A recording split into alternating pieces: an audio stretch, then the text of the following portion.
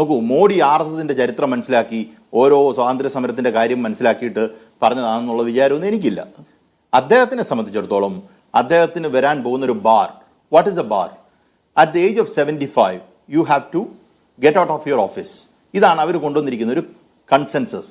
അതിപ്പോൾ മോഡി തന്നെ ആദ്യം കുറച്ച് പേരെ മാറ്റാനായിട്ട് ചെയ്തു.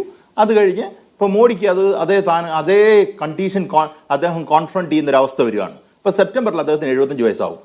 ഇത് നമ്മൾ മനസ്സിലാക്കേണ്ടത്, കഴിഞ്ഞ കുറച്ച് കാലങ്ങൾക്ക് മുമ്പ് RSSന്റെ സർസംഘചാലക് പറഞ്ഞു 75 വയസ്സിനെ സ്ട്രെസ് ചെയ്തുകൊണ്ട് അദ്ദേഹം ഒരു പോയിന്റ് പറഞ്ഞു. അത് ആർക്കെതിരെയാണ് പറഞ്ഞതെന്ന് നമുക്ക് എല്ലാവർക്കും അറിയാം. അതിനകത്ത് ഇപ്പോൾ ഒരു തർക്കിക്കേണ്ട കാര്യം പോലുമില്ല. മോഡിയെ ഉന്നം വെച്ചാണ് അദ്ദേഹം 75ന്റെ കാര്യം പറഞ്ഞത്. ഇപ്പം RSS എന്നല്ല, BJPക്കാർ ഇവിടെ പ്രവർത്തിക്കുന്ന ഒരു ശൈലി അല്ലെങ്കിൽ പറയാൻ ശ്രമിക്കുന്ന ഒരു രീതി, 2014 ഇന്ത്യക്ക് സ്വാതന്ത്ര്യം കിട്ടിയത് എന്നുള്ള രീതിയിലാണ് ഇവർ പലപ്പോഴും കാര്യങ്ങൾ അവതരിപ്പിക്കുന്നത്. അതിനു മുമ്പ് പല സർക്കാരുകൾ ഇവിടെ ഉണ്ടായിരുന്നു, കോൺഗ്രസ് സർക്കാരുണ്ടായിരുന്നു, എല്ലാവരുടെയും കോൺട്രിബ്യൂഷൻ ഉണ്ട്. നോക്കൂ, നമ്മൾ ഒരു ലാർജർ പ്ലെയിനിൽ കോൺഗ്രസ് ചെയ്യുന്ന ഒരു കാര്യത്തിനെ നമ്മൾ എതിർത്തിട്ടുണ്ടാവും. പക്ഷെ എന്നാലും, അല്ലെങ്കിൽ കോൺഗ്രസിന്റെ സാമ്പത്തിക നയത്തെ ഞാൻ എതിർത്തിട്ടുണ്ട്, അല്ലെങ്കിൽ ബാക്കിയുള്ള സംഘടനകൾ, രാഷ്ട്രീയ പാർട്ടികളൊക്കെ എതിർത്തിട്ടുണ്ട്. പക്ഷേ അൾട്ടിമേറ്റ്ലി കോൺഗ്രസ് എന്ന് പറയുന്ന പാർട്ടിയോ അല്ലെങ്കിൽ ഇവിടെ ഭരിച്ചുകൊണ്ടിരിക്കുന്ന ഒരു പാർട്ടി ഇന്ത്യയുടെ ഭരണഘടനാ വിരുദ്ധമായ അല്ലെങ്കിൽ ഭരണഘടനയുടെ ഫുൾഫിൽമെന്റ് ആണ് എപ്പോഴും ശ്രമിച്ചുകൊണ്ടിരിക്കുന്നത്, അല്ലേ?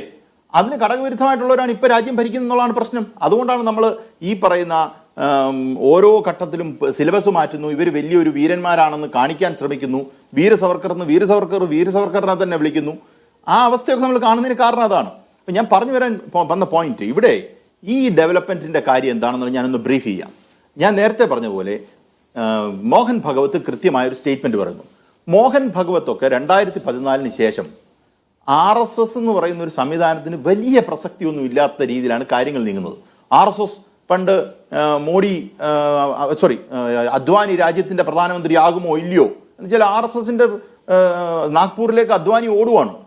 കഴിഞ്ഞ 2014 കഴിഞ്ഞ് എന്നാൽ 2019 ആരാണ് ഇന്ത്യയുടെ പ്രധാനമന്ത്രി സ്ഥാനാർത്ഥി എന്ന് തീരുമാനിച്ചതാരാ? BJPയാ. അതിനകത്ത് RSSന് ഒരു റോളില്ല. 2024 ആരാ തീരുമാനിച്ചത്? BJPയാണ്. അതിനകത്ത് നഡ്ഡ പറഞ്ഞു, അന്ന് നഡ്ഡ പറഞ്ഞത് എന്താണ്?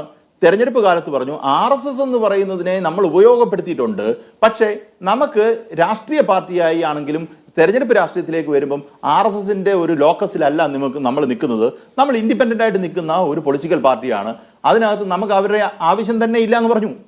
സത്യത്തിൽ അങ്ങനത്തെ സ്റ്റേറ്റ്മെന്റ് അദ്ദേഹം പറഞ്ഞു.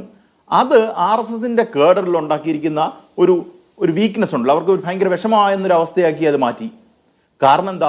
നരേന്ദ്രമോദിയുടെ വരവിന് ശേഷം RSS എന്ന് പറയുന്ന സംഘടന, അവർക്ക് പൊളിറ്റിക്കൽ ഐഡിയോളജിക്കൽ കാര്യങ്ങളൊക്കെ ഉണ്ടെങ്കിലും RSSനെക്കാട്ടിലും വലിയ RSSകാരനാകുന്ന, RSS പറയുന്നതിനെക്കാട്ടിലും വലിയ ഹിന്ദുത്വം പറയുന്ന, അദ്ദേഹത്തിന്റെ രാഷ്ട്രീയ നേട്ടത്തിന് ഏറ്റവും നല്ലത് ഹിന്ദുത്വ പൊളിറ്റിക്സ് പറയുക എന്ന് മോഡിക്ക് അറിയാവുന്നതുകൊണ്ട് ഈ പറയുന്ന BJPയെക്കാട്ടിലും RSSനെക്കാട്ടിലും ആര് പറഞ്ഞാലും കേൾക്കാത്ത രീതിയിലേക്ക് ഒരു വലിയ ഫിഗറായി അദ്ദേഹം മാറി, അല്ലെങ്കിൽ ഈ ഹിന്ദുത്വ ഹാർട്ട്ലാൻഡിലെങ്കിലും മാറി എന്നുള്ളത് ഒരു സത്യമാണ്.